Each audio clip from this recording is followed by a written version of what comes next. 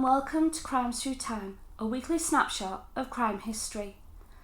Mary Bateman was a career criminal from a child, beginning with theft and graduating to fraud. She realised that those with a belief in the supernatural could easily be manipulated. She set herself up as a fortune teller and would eventually add witchcraft to her services. Need a love rival stricken with sickness? Mary had a potion for that. She became known as the Yorkshire Witch. However, one of her grifts would go too far and leave a woman dead. It would take a year for the victim's husband to suspect it was Mary and her so-called cure that was responsible for his wife's untimely death, an indicator of just how convincing Mary could be. Let's explore how Mary managed to cultivate a reputation powerful enough that the superstitious trusted her so implicitly they would ingest poison with gratitude. Mary Harker was born in Topcliffe, Yorkshire in 1768. Her family were farmers and were well respected in their community. She developed light fingers at a very early age, and when her parents were unable to prevent her from stealing, she was sent into domestic service, aged just 12. This didn't change Mary's ways, and she continued to steal, getting the sack from every job she got. Soon her reputation as a thief and liar meant that getting employment was impossible, and she made the decision to move to the city of Leeds. Starting out as a seamstress, she supplemented her earnings by fortune telling and expanding to include the sale of spells and potions. In 1792, she met and married a wheelwright called John Bateman. He would soon regret his choice in spouse. They would often have to move so that Mary could avoid the consequences of her latest theft. An example was following a tragic fire. Mary went door to door throughout the streets of Leeds, asking for donations of money and goods to help the victims.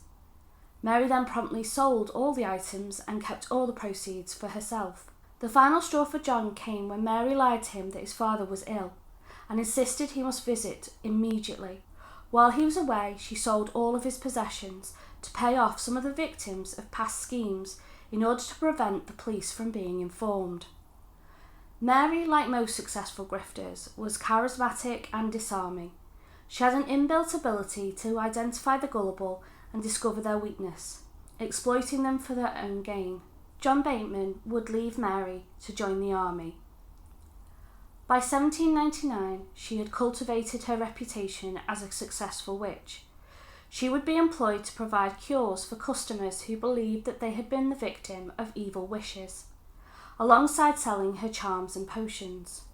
In April 1806, Mrs. Rebecca Perigo was stricken by a flacking, or fluttering, in her breast whenever she lied down. She had been assessed by a quack doctor, who told her it could not be cured by conventional means. She had been cursed by an evil wish, and that witchcraft was her only solution. Rebecca would visit her niece, who worked in Leeds, discussing with her her state of health. Her niece knew exactly who to call on, a woman who could easily cure all her ills, Mary Bateman.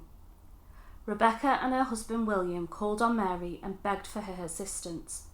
They believed Rebecca had been cursed by a neighbour. Mary sensed the couple's gullibility and fully intended to exploit it to the fullest. She told them of a powerful oracle she worked with, Mrs. Blythe, who lived in Scarsborough, who could cure this most complicated case. But Mrs. Blythe would only work with the Peringos, with Mary as a go-between. Mrs. Blythe's first request was to be sent a flannel petticoat or another item of clothing worn close to the body. In return, she would send a letter with instructions to begin Rebecca's treatment. These requests would be made of the couple frequently, with one letter stating, quote, "My dear friends, I will be obliged to you if you would let me have half a dozen of your china, 3 silver spoons, half a pound of tea, 2 pounds of loaf sugar, and a tea canister to put the tea in, or else it will not do. I durst not drink out of my own china. You must burn this with a candle." End quote. All items were to be held by Mrs. Blythe for 18 months. Mary and the imaginary Mrs. Blythe managed to keep this very prosperous grift going for nearly a year. But in March 1807, something changed.